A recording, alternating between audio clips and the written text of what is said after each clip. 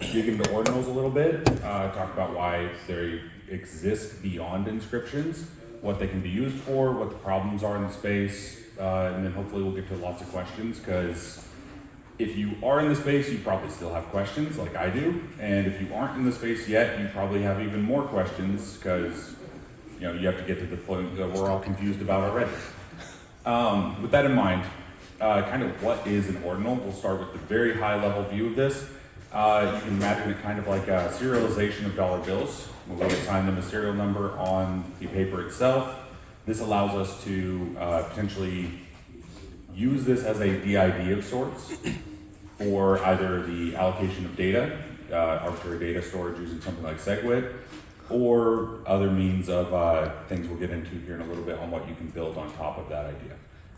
The original core of this comes from Ordinal Theory, as Casey Rodimer phrased it. He's written a draft BIP. It's available in the GitHub repo, Casey/Ord, and I believe it's literally bip.mediawiki. It's still a draft. It has not been accepted to the Bitcoin Core BIPs repo, if you're interested in that sort of thing and want to get into that discussion.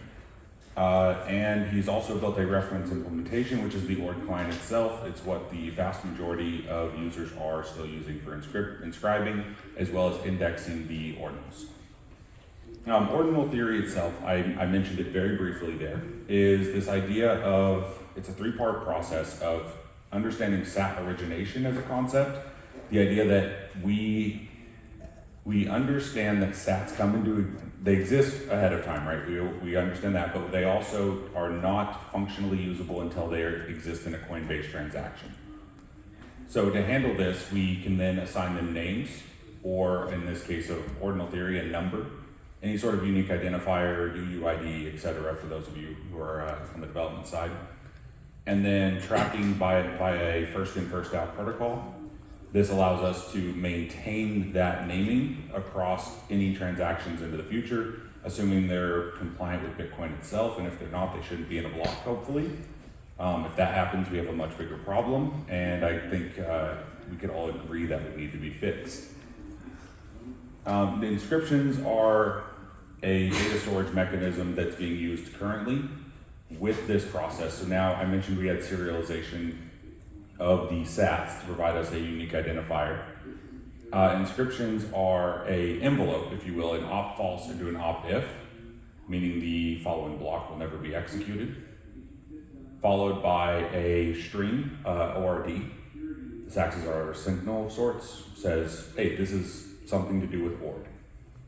And then we use op0 and op1, according to the documentation, to define either the MIME type, what type of data we're working with, or the actual bytes of the data in 510 byte segments.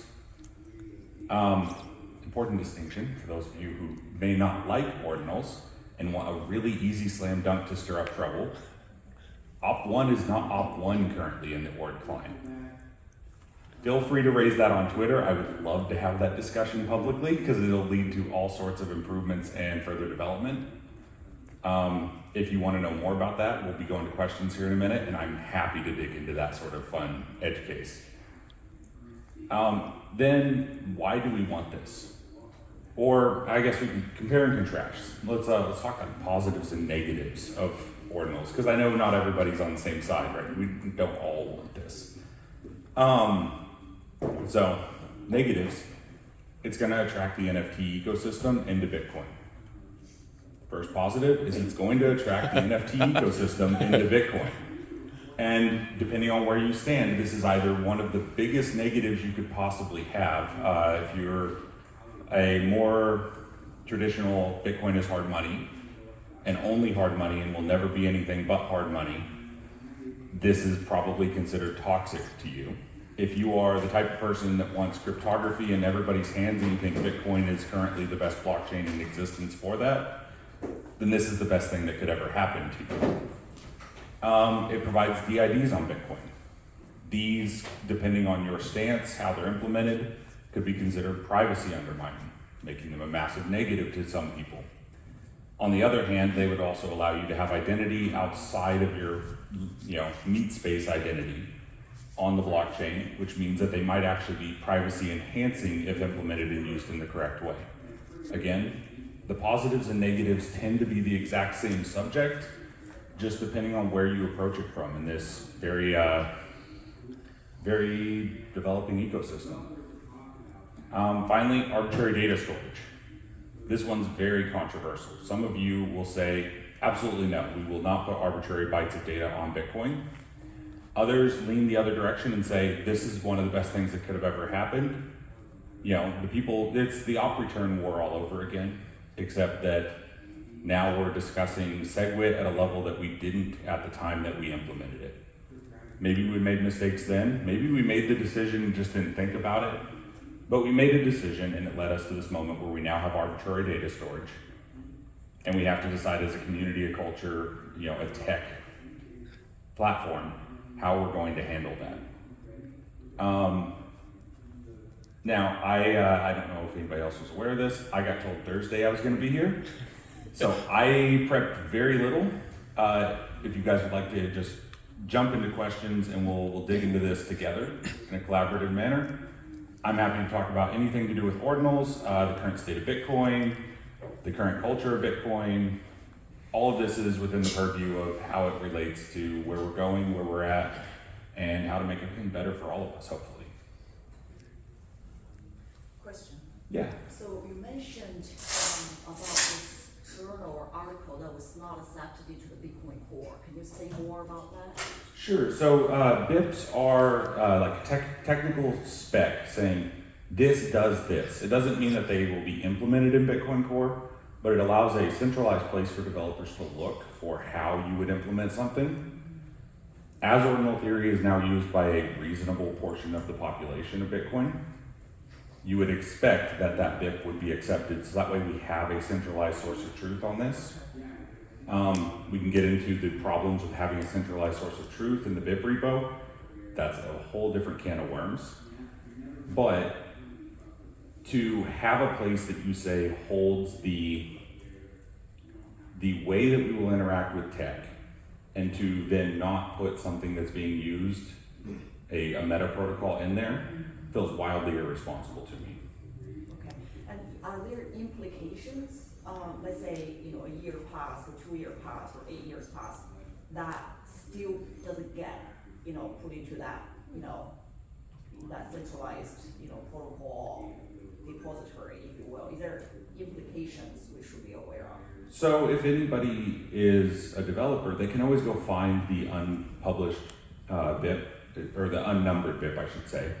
It's not a problem to find a copy of it. There's a draft again in Casey's repo. There's a draft and a pull request for the BIPs repo. It's more that it's opened up this discussion. And this is kind of the way I'd like to approach all of Ordinals, is what I've realized. It's made us rethink a lot of Bitcoin. We've realized that a lot of the stuff that we've just accepted for year after year after year was in fact more religious than it was, like we'd engaged in this shared religion of Bitcoin instead of actually looking at is this a problem?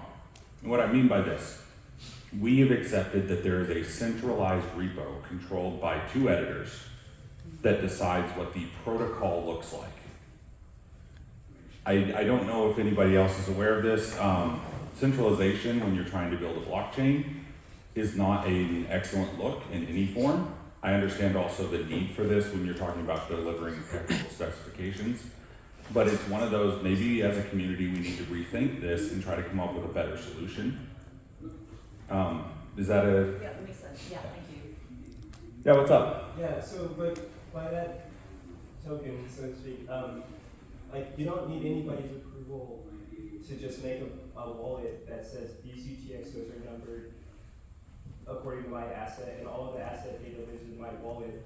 Download my wallet if you want it. Why do you need this spec even part of Bitcoin-based chain? Sure. So this is where I was going with this. I may not have expressed this well enough. We can build all the tooling we want, right? Bitcoin is permissionless. This means you can build things I disagree with, and I can build things you disagree with. The problem is Bitcoin Core is run on, I think, 98, 99% of nodes.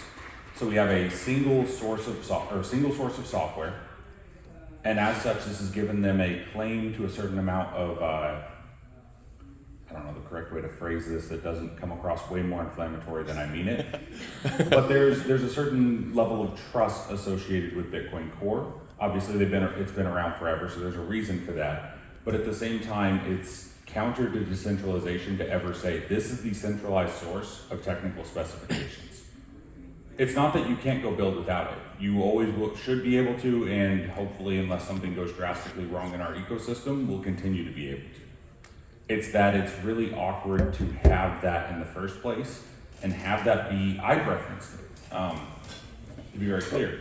In discussions with other developers, it's the first place I go to. Hey, how do you solve this? Well, that's BIP86. How do you solve, how do we handle mnemonics? How does a mnemonic work? That's BIP39. Let's imagine I want to sign for a specific UTXO, BIP322. I link directly to this source of truth. And that's a problem on my end. To be very clear, I'm a contributor to this problem. But maybe collectively we can find a better way on that. Well, I think that's a general problem. I was just specifically asking about, with respect to ordinals, there's no bit necessary, needed for me to just declare these UTXOs represent shares of Azure Core, for example. Okay, yeah. In this case, no, there's nothing preventing you from making that. But the concern is there's also no need for BIP322 technically. I can sign with any sort of cryptographic method I want. There's no need for BIP39. I can implement mnemonic signature or mnemonics of whatever type I desire, right? The idea is that creation of standardization rules, these BIPs, allows us to collaborate across software projects because we all know that we're going to be playing by the very same set of very strictly typed rules. Instead of maybe Casey builds his and he makes assumptions about indexing. I build mine and I make assumptions about how I track these sats. Charlie over here builds his and he decides that he doesn't like anything about the data side. He only cares about the sats and he wants to number them backwards. What's the problem with that? So you should be able to do that, but in a healthy ecosystem, you should have a record of what these standards are. If he decides he wants to build his backwards, Slanedro. I encourage a second bit for that. There's no reason we can't document both. But then once we have them documented, it makes it very easy on our web, our GitHub repo, or even in our software itself to say, this is BIP such and such compatible. We do this. When we talk about mnemonics, we say this is a BIP39 mnemonic, or this is a BIP32 key. And that's the goal, is not that it inhibits or prevents or stops any sort of future development. It's about making it easier for every single developer to know the playing field that we're playing in. Really great example. I apologize if you're here, Randy, from Ordinals Wallet. But this came up very recently. We had a developer come back from BSV. He recovered, came back to the better chain. All kidding aside though, he was unaware of BIPs like, I believe it's BIP86 is the one that defines derivation paths for Taproot. Somebody feel free to correct me if I'm wrong on this. He was unaware of this. He used abnormal derivation paths. So even though he had BIP39 mnemonics, when you would go to import his keys or his mnemonics into another wallet, it would not see those addresses because he just was unaware of the standard. Okay, so I guess a better way to phrase this is like you could make the same argument about NIPS or about lightning improvements. Like you could say, instead of saying we're going to have a separate spec or decide how we're going to do lightning, you could have made all of the lightning stuff BIPs, right? By that same argument. So why not just have a specific, like a community, like an ORDIPS or something, name it that, and then it's up to the org community, like how to accept the new standards. Like, is it really a question of how do we find new ways to get standards? Because that's never been obvious to me that that's been a problem. It's more like, how do we get this whole new class of problems addressed with specific types of BIPs for our community that wants to do that on base Bitcoin? Yeah, absolutely. So, one, you are 100% correct. But I would also say that this has come up multiple times in the BIPs repo itself during discussions that over half of the Lightning improvement proposals could have been BIPs and would have benefited Bitcoin. I believe even Luke Dash Jr. has said this at least once. And we don't always see eye to eye, but he's a pretty smart dude, so I trust his opinion on some of this stuff. With that said, it's less a matter of that. I think we should have a, I guess, OIPS. OIPS sounds good. Whoever can that, it's my term now. Copyright, trademark, do not infringe. Who would run it? Inscribe it. I don't know who would run that. Then you get into governance, and that becomes a whole mess of problems to solve, and you get back to the same discussion again, which extends beyond Ordinals itself. And it's like I was saying earlier when I spoke with her, it's revealed these edge cases. It showed us that there's not I won't say flaws, because where we're at is great, but there's future improvements where we can make it better. So maybe it doesn't need to be a BIP. Maybe it can be an OIP. I like that term, by the way. It's mine now. But does that change the fact that we have two editors that control the entire BIPs repo? So it's less that it's a flaw in this one particular BIP. They say, let's never give it a number. That's fair. They're the editors of a centralized repo that says what is a BIP. But is that how we want Bitcoin to run? Like, maybe I'm phrasing this in a way that doesn't make a lot of sense, but to me, Bitcoin is meant to be fully decentralized at every layer if we can. Maybe we couldn't in the past, you know. There's limited development resources. There's limited developers that understand Bitcoin Core to the level of Luke or Weil.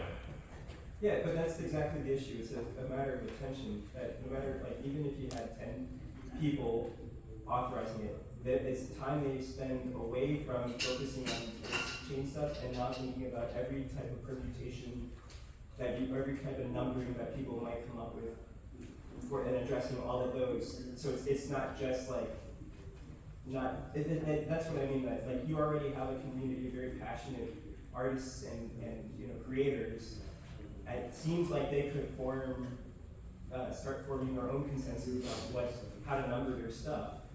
I just don't know why like people who have nothing to do with asset creation, like all they're focusing on is like C++ code, why they should also be responsible for like the totality of all possible assets that might be generated this way. Like, okay, let me attack it from the opposite direction. Let's imagine that we have 5 different communities. Lightning, I know they may not be the most popular sometimes, but Stacks, or if you love Stacks, it's largely irrelevant. RGB and let's say Ordinals. Each of these. Oh, sorry, I always forget Counterparty. It's okay. I'm sorry. I don't forget Counterparty. But we have these 4 or 5 different communities. They all go off. They all build their own improvement process, and that's great.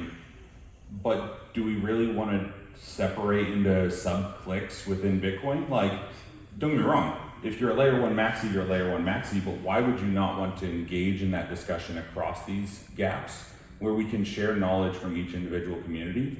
Maybe OIPS doesn't bring anything to the table, but maybe Lightning does. Maybe Stacks does. Maybe Counterparty does.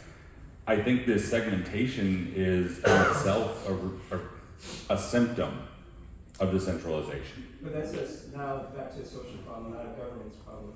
At the governance level, each of those communities chooses how they want to organize, but at the social layer, like you can go to each of those communities and spread the gospel of your way of doing things in one to another. Like that's up to you. Like that. But putting it on these 2 guys or girls, or I don't know who they are, at the bid level, like it seems like we're kind of mixing what is really, I don't know. It seems like more of a social thing, and like if you want to contribute to multiple communities, you can, and they can learn from each other. That's great, like cross-pollination and all that, but I'm not seeing like fundamental reason why this has to do with this flavor of Bitcoin still. To me, I'm like hard-headed, and I am, because I dealt with all these, like, back in the day we were trying to do similar thing as Ordinals, like it's like 10 years ago, and I've learned like it's really hard to get everybody on board on the same thing, but it's also like meeting people where they are is far more, it's like a better problem because they're gonna form cliques anyway. Like it's not like if we have just one mega clique, everyone will just join it and we'll all worship, you know, the bit. Like you still have to meet people where they are. No, and to be very clear, I actually like that you're heavily opinionated on this because this is the core of my argument is that humans are the most decentralized aspect of the system, or at least we should be. And that goes back to what I was trying to say. I agree that we need to move away from a BIPS model where it is centralized, because that's effectively what you said at the very end there, where we all end up worshiping one centralized source of truth of BIPS. But I'll phrase it this way. Would you trust me to be the sole arbiter of what is the technical specifications within the Bitcoin community? Well, but the community now you're spreading that to not just BIPs, but NIPs and LIPs and OIPs and stuff. And like I wouldn't trust you to do that, but I would trust maybe you to be you know, an ardent member of like the WIPs or OIPs. You pronounce it like OIP, so it would be like WIPs. OIPs. I think OIPs was what somebody proposed. I think OIPs is what I proposed a minute ago. It's my idea now. Thank you. I appreciate you being so generous. Like I tried to go deep into like Bitcoin and like everything, and I can't like no matter how many like how much time you spend, your attention is finite, and so I wouldn't trust you to do everything. No, but I also that's why I don't think that the main developers, Bitcoin core developers should be responsible for more than that. Do you think network effects play any role in this? So like for example, you'd be like, oh, should they be responsible for like every little thing that anyone could possibly be building on Bitcoin? Like Ordinals is a really good example of something that like lots and lots and lots of people are using that's having like an actual impact on what happens on the base layer, block space, et cetera, so like maybe we that's something that. Well, yeah, but kind of back to my argument that it doesn't have to have an impact on the base layer if you just made it a wallet spec and you just build a wallet that focuses on your assets. No one else in the world even needs to know that, and your assets don't affect the base layer at all. But like that's something I would propose as a void. Sure. But I wouldn't I don't need to convince the main developers, the Bitcoin core developers of that fact. That like the wallet is whatever you make it to be, and it treats your sats the way it ascribes meaning to them in whatever way you see. Like I agree with that. I just don't think that it means that we need approval to like that also means you have to put all your data on the blockchain. Like if I want to release a video game, like 2 gigs of data, I simply can't do that with Ordinals now because there's no way for just how to do that within a wallet, right? So like. I just think, that's where the discussion should be happening is like at the wallet level and not the base layer level. But that's fascinating. Sure. So, And I'm just curious, like, how do we learn more about Ordinals if we want to, away from politics and Sure. yeah, it's very interesting. Yeah, if you don't mind, I'll close this out real quick and I'll jump over.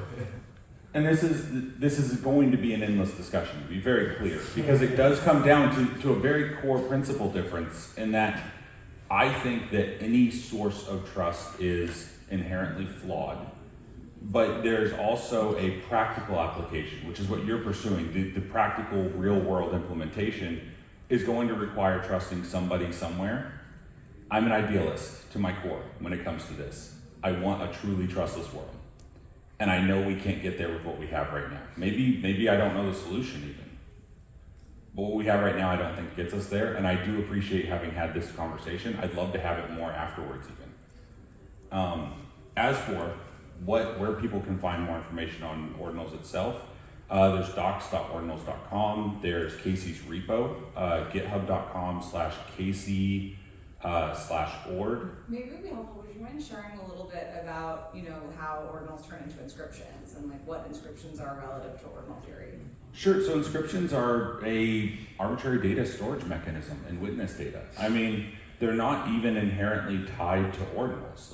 So right now it's the only group using that arbitrary data storage, but there's no reason counterparty could, as far as I know, right? I mean, there's a, There is a reason. that.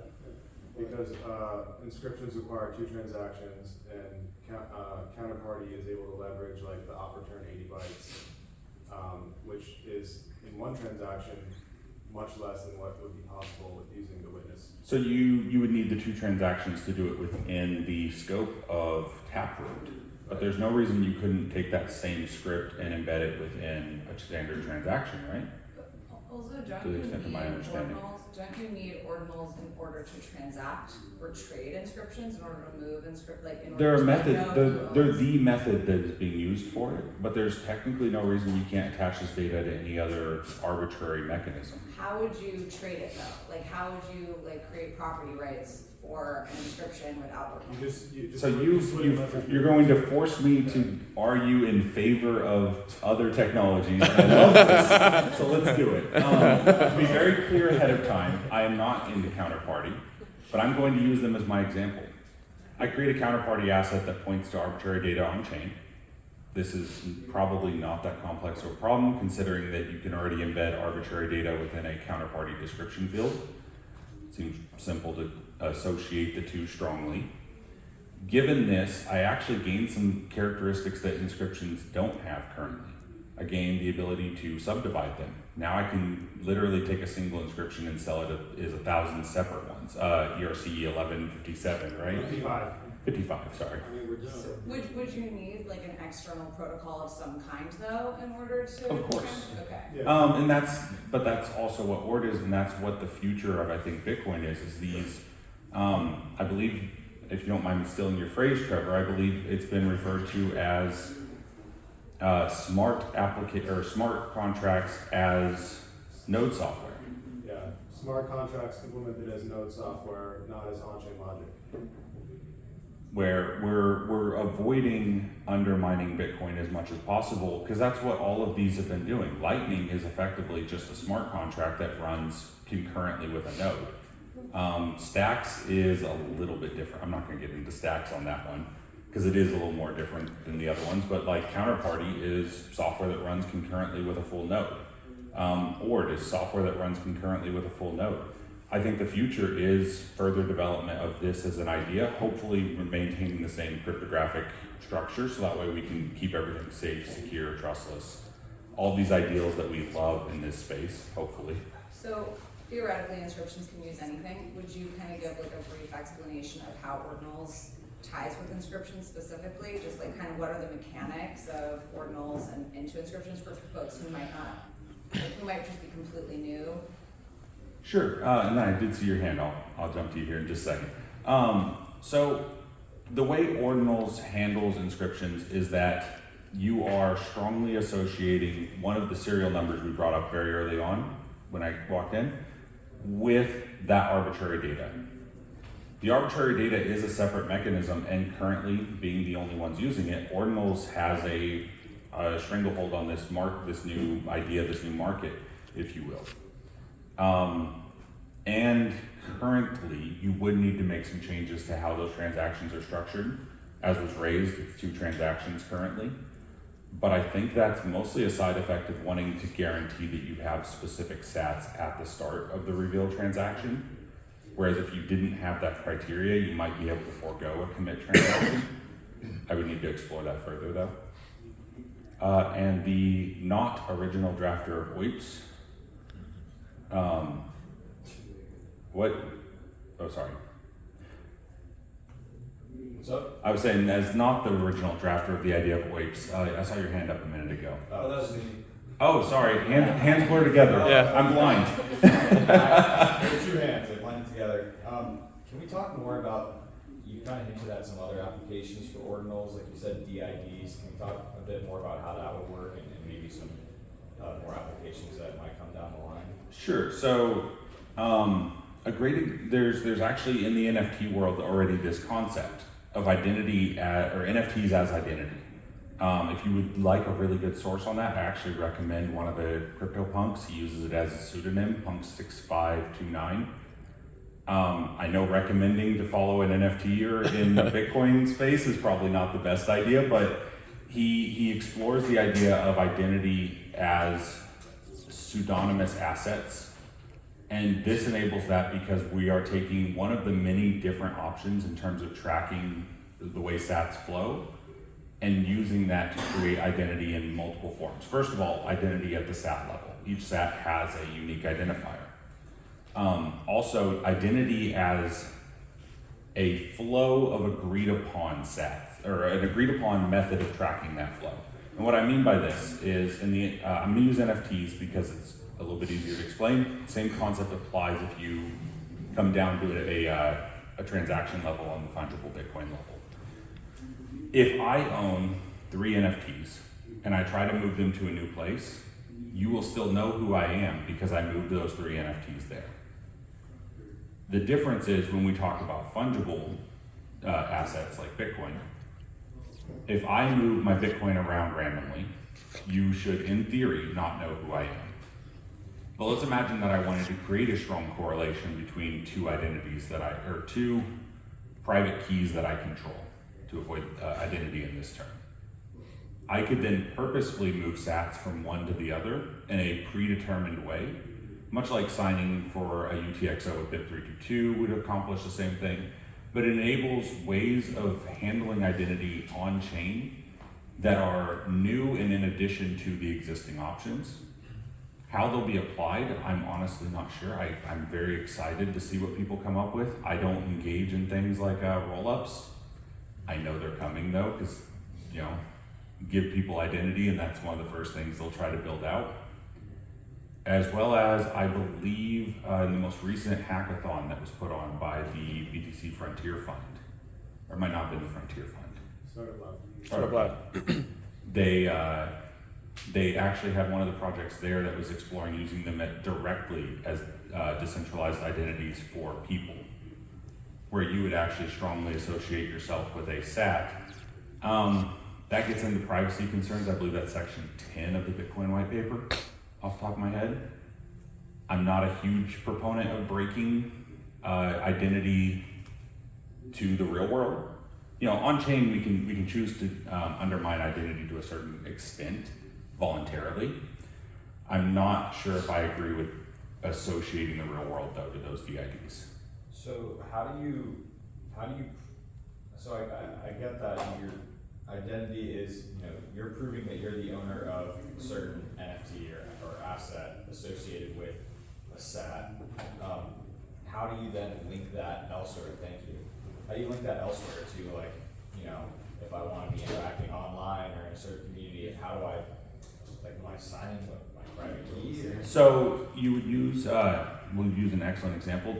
People have already built this. I disagree with their implementation. I disagree with the motivation, but it's token gating in the NFT world. It's the idea that given an asset, I should be allowed access to something. Maybe that's a Discord server, maybe that's a private portal on a web page. Hypothetically, let's imagine you wanted to do this. In-person and events. In-person events and conferences. Also, but those are a little bit more complicated. And we can actually hit on those if you'd like. Now let's imagine I have a browser extension wallet or I have Sparrow. And this wallet implements BIP322, which allows signing for a specific UTXO.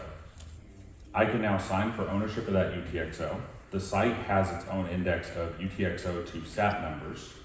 They can now verify ownership of a specific SAT, and by extension, if I have an inscription they care about, they can also verify ownership of that inscription without... That bad, huh?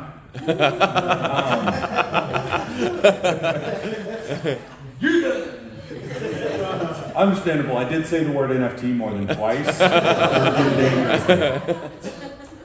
But now they could also verify ownership of a specific inscription. Maybe that's, I'm gonna use the worst possible scenario in my mind, the most boring one. Maybe it's just a pass that gives me access to some sort of trade group Discord. I may think that's the silliest thing in the world, but if a community cares about that, they can build it today. They may have to compile Bitcoin Core themselves if their wallet doesn't support BIP322. I've helped people who are brand new to the ecosystem compile Bitcoin Core for this very reason, because they were very motivated to experiment with the the branch for the pull request for BIP322 from Bitcoin Core. I don't know if it's been merged. I haven't checked in the last week. I've been at consensus.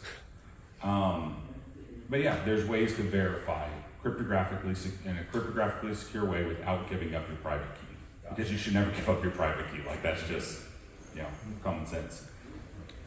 So I've been wondering how to timestamp certification of knowledge to provide like proof of knowledge that say you've like launched a value for value podcast, so you're qualified to launch them for other people. I'm wanting to tie that into a Nostr ID that I issue them a badge for, and then timestamp their certification as an ordinal inscription. And I'm wanting to include the Nostr ID that's tied into the Lightning address, to your GitHub address, to all of your like Fountain account. So it becomes like a searchable database for finding me on all of 8 different platforms. And I'm wanting to like have that as a JSON file in an inscription that people can then search with however they want.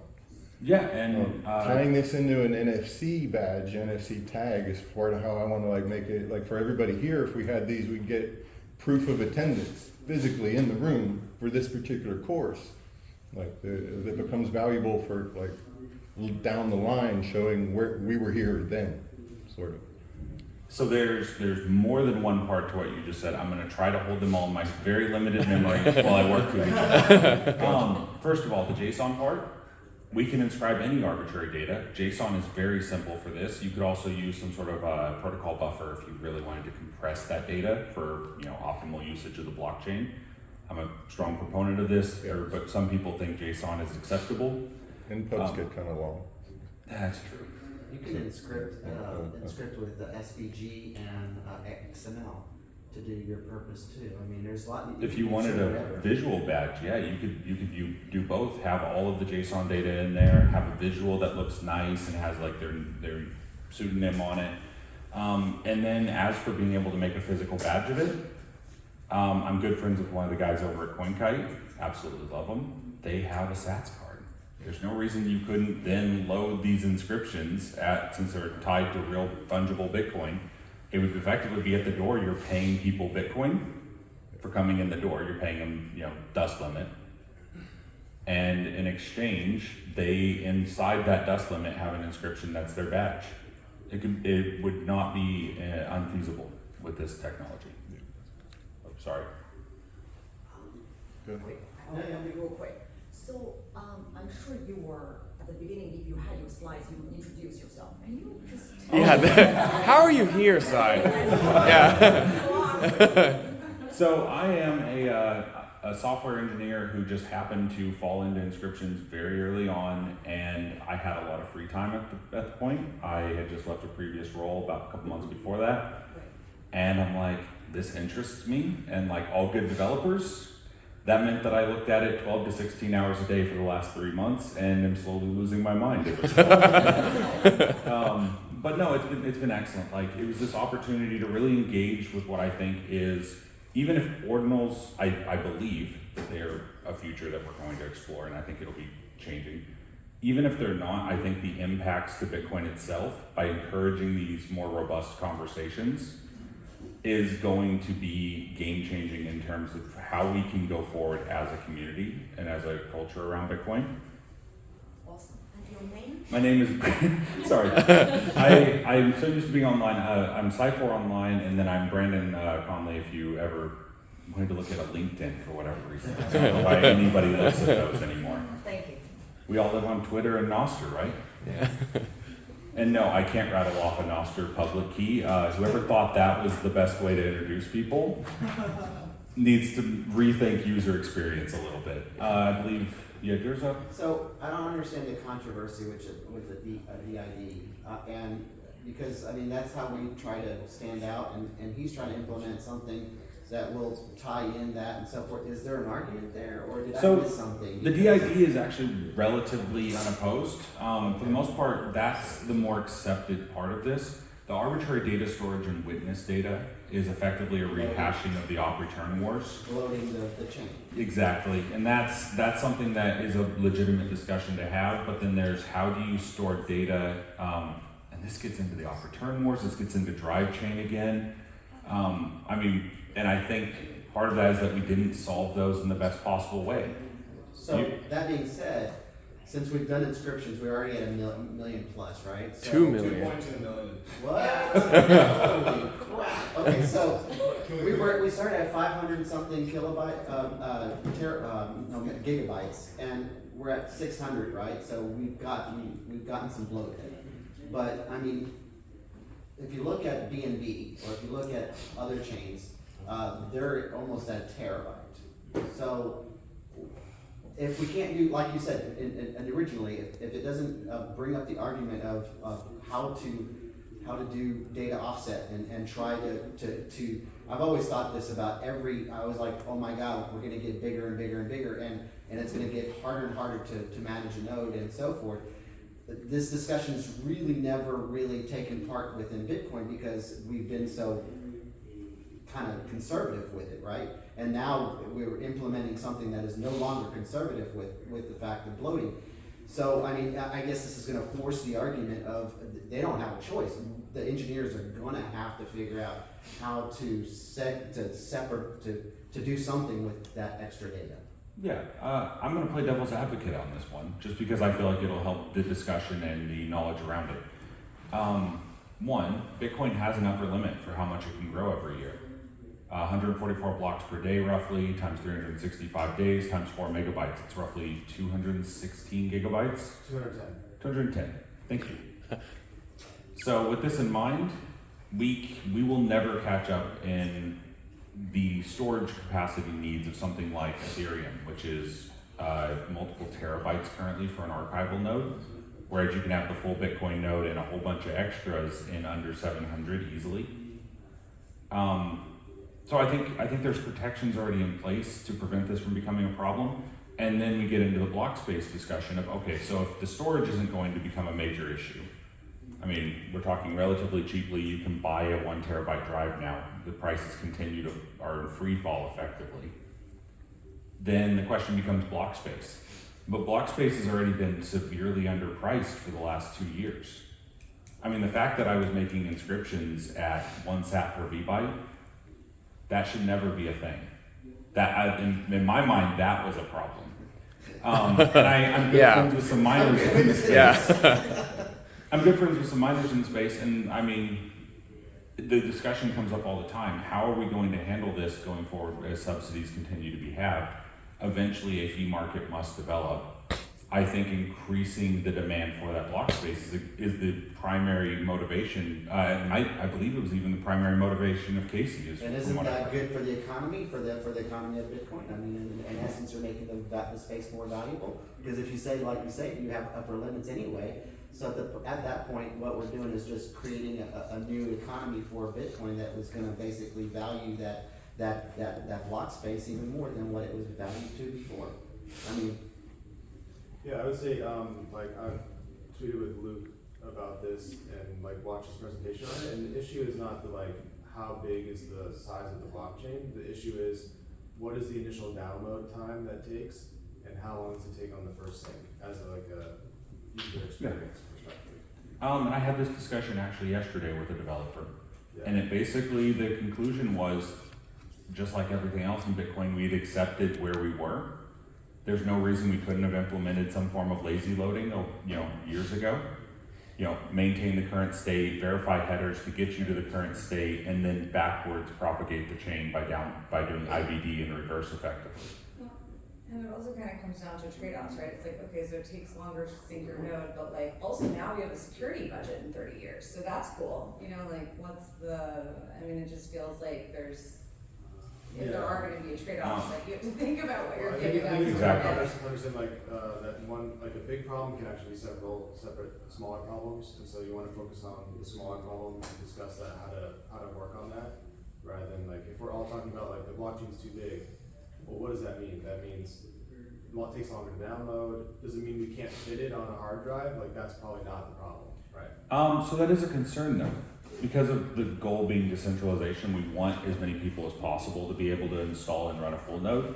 There were multiple times during February when we were bringing up absurd numbers of nodes as people were wanting to come and get involved in inscriptions and ordinals, where people would be like, I have a 500 gigabyte drive.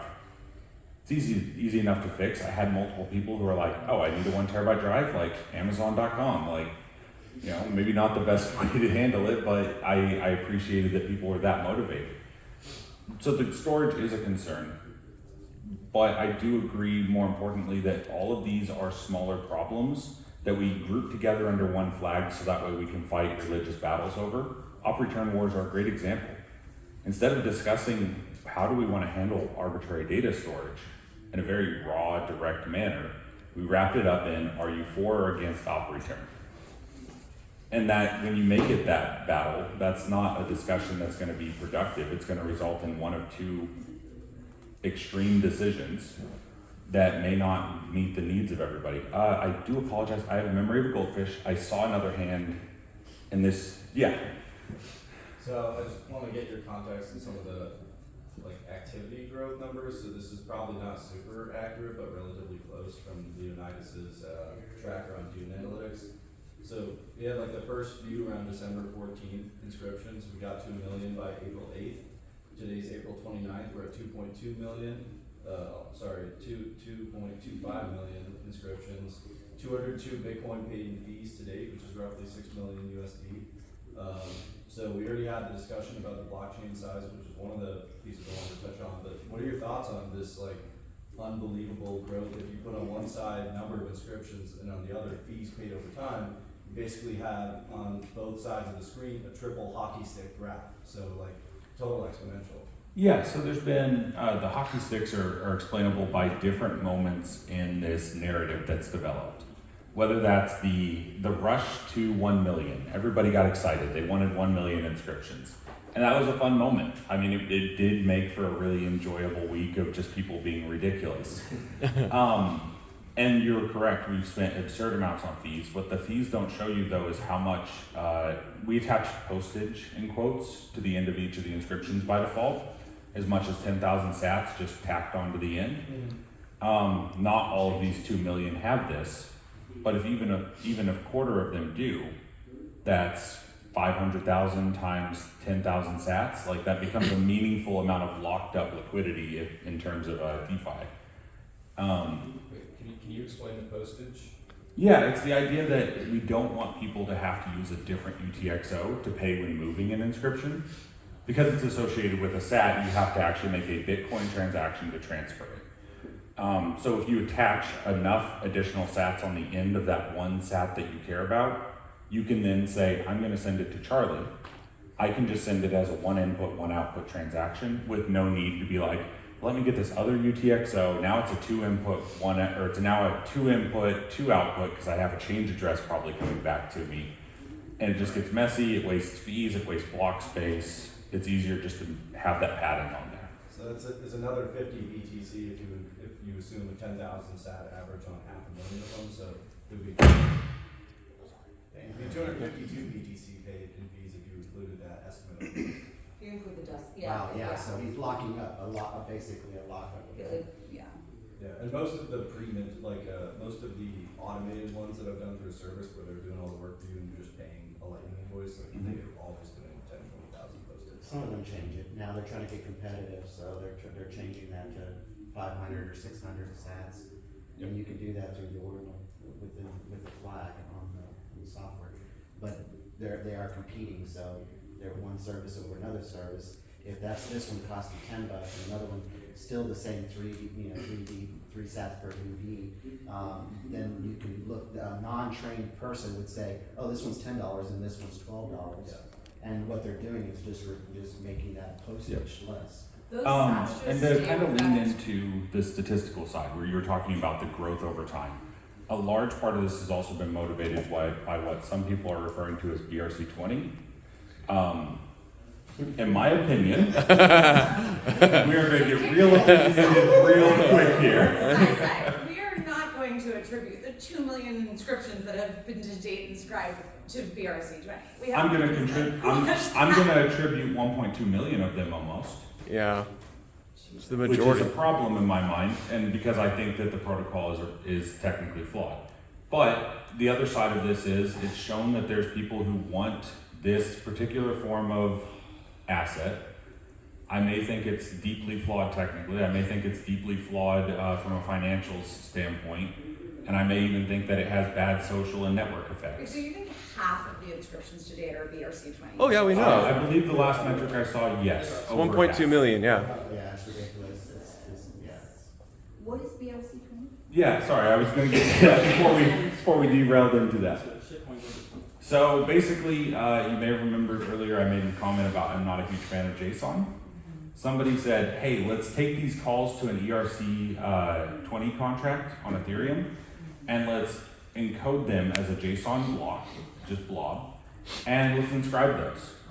And then let's make a third-party indexer and let's index them and use them as fungible tokens on top of Bitcoin, which culturally I'm kind of opposed to. I'm not a hardliner, but I have some limits somewhere in here, right? You have to. And then from a technical standpoint, which is what I try to usually stay focused on, it's just when you have 1.2 million of these and they are in JSON for some reason instead of using a protocol buffer. If we're talking a POAP, effectively, it's not a big deal if it's JSON. You're not issuing 1.2 million of these unless you're throwing the most wicked party on earth. Oh, well, in that case, then you should reach out and we'll build them as a proper, buffer or protocol in that way. But no, they're JSON, they're degeneracy, people are having fun, which is why I don't go too hard publicly about them. But the protocol does need to be updated to be more conscious of the fact that we are all good stewards of the same blockchain. If you run a full node, you own the blockchain in quotes. But it also means that you own it with everybody else. So I hope that we continue to improve this. I've reached out to multiple developers who said they're interested in making BRC20 a reasonable technical standard. And even though I'm opposed culturally, I will happily help any of them fix the technical shortcomings anytime they would love to talk. We're technically at lunch. Oh, absolutely. So, I mean, it's time. I think they do want everyone to gather outside. So, I think Yeah. that's a great stopping point. Real quick, someone's commenting on JSON. A better way to do almost what JSON does is Psifour. That's what SaxClark uses. So if you're looking, that's like it's a more open. What's it called? Psifour, CBOR, concise binary object representation. It's a more. It's like a protocol buffer, but with a little bit of extra. Yeah, it's good for like embedded systems. They use it on the SaxClark. I do appreciate all of you for coming out. Where do we find you? You can find me on Twitter if you like to hear my radical opinions. Twitter.com/Psifour. All the stuff for Ordinals can be found on ordinals.com, docs.ordinals.com, and github/casey/org.